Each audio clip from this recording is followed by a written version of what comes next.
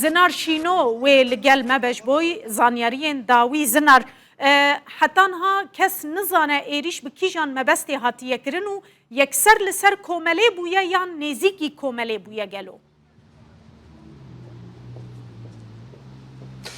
هیوی در لگوری زانیارین مج پاریس ورگرتین و جهمان وی کولانه لینه جناونده احمد کایا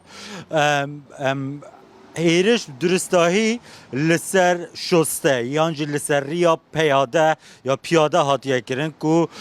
دریه ناوند احمد کایا او کوافیره که لکیله که هفدویه لبر دریه هر دویان لی بدرستاهی نایت زانین کسین ده کوافیره و بوینه یعنی کسین ده ناونده و بوینه ایرشیوان هاتیه کرن جبر کو پشتی دنگی تقیه هاتیه کرن گله قربالغیل و داره درست بویه لو ماجی کسین که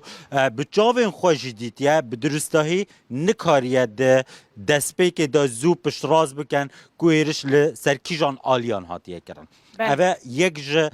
آگاهیین دسپی کنه یا دوه اوه که جه انجام ایرشه حتی نها بحثا دو کسان ده هتا کرن که جان خوش دست دابیتن 4 کس برین دارن و کسی ایرش کارجی زو هاتیه دست سر کرن یا بنچاف کرن جالی پولیسان و ناوند احمد کایا بخواه لکودر پاریسی هجبو که تماشاوان هنه که فهم بکن او دو کویتا باکور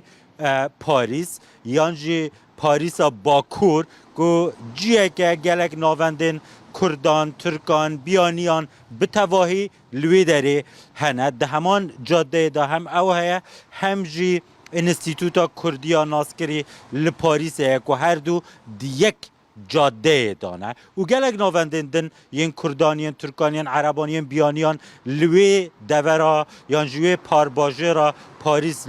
باکور پاریس هیا اوه او زانیارینه ین که جدست یکی هاتی نوارگرتن که راست تیم رودا و پیوندی لگل پاریس کری او کردین باکورین لوی داره بوینه یک کس تنه هاتی گرتن حتی ها یعنی ایریشکار یک کس تنه بویه